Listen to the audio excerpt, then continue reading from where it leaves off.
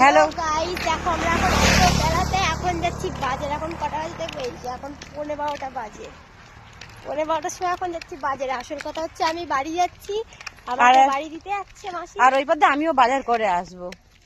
ওকে বললাম যে কয়েকদিন থেকে যা, কিন্তু 2 দিন থাকবে না, বলছে আবার আসবো।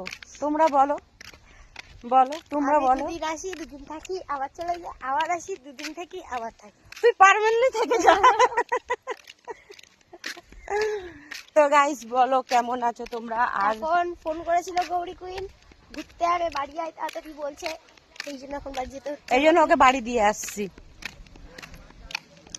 আর এত রোদ পড়েছে, মানে ভালো করে তাকাতে পারছি না। আর যেমন ফলাতে দেখো ছোট্ট সাইন দিচ্ছে, ও জামার কালারটা সাইন দিচ্ছে দেখো। এখন আমরা গ্রামের পথ থেকে হেঁটে আর ভিডিও করছে দেখো।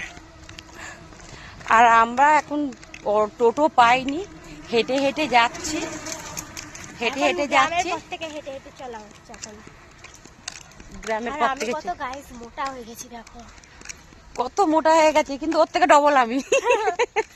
হাতি হাতি বলছে আমি হাতি, ওর বাচ্চা। তোমরা কমেন্ট করে একটু জানিও তো। আর আমাদের এদিকটা কত সুন্দর দেখবে, তোমাদেরকে দেখাচ্ছি। দেখো ক্যামেরা করো এখান থেকে, এই দেখো। এই পুকুর মতো রাত্রেবেলা পেটে বসে থাকে, দেখেছো? এখন আমাকে যাচ্ছে গড়িয়া স্টেশনে দিতে। ওকে গড়িয়া স্টেশনে ছেড়ে দেবো, গাড়িতে করে ভু ভু যাবো। ও গাড়িতে করে চলে যাবে গৌরী। তো চলো বাজারে গিয়ে তোমাদেরকে দেখাবো। ওকে তুলে দেবো প্রথম গাড়িতে, দিয়ে তোমাদেরকে দেখাবো যে কি কি বাজার করলাম। ঠিক আছে, চলো টাটা। তো চলো বাজারে গিয়ে তোমাদেরকে দেখাবো। ওকে তুলে দেবো প্রথম গাড়িতে, দিয়ে তোমাদেরকে দেখাবো যে কি কি বাজার করলাম। ঠিক আছে, চলো টাটা। তো বাজারে গেছিলাম, তোমরা তো দেখেছো বাজারে গেছি। তো বাজারে গিয়ে ভিড় ছিল আর খুব রোদ, এই জন্য দেখাতে পারিনি। তুই বোতল ফেলে দিচ্ছিস তো দেখাতে পারিনি। তো বাড়িতে এসে তোমাদেরকে দেখাচ্ছি কি কি কিনেছি।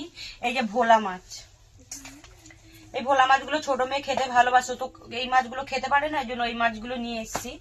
আর এই মাছগুলো আমি খেতে ভালোবাসি, এই যে এই মাছগুলো আমি ভীষণ খেতে ভালোবাসি। আর বাজার থেকে এই মাছগুলো নিয়ে এসেছি, এই মাছগুলো নিয়ে এসেছি। তো তোমাদের এরম সাইজ খেতে ভালো লাগে না, এর থেকে বড় বড় সাইজ খেতে ভালোবাসো? আমাকে কমেন্ট করে জানাবে, ঠিক আছে? আর চিংড়ি মাছ তো আমার বড় মেয়ের জন্য ঠিক আছে।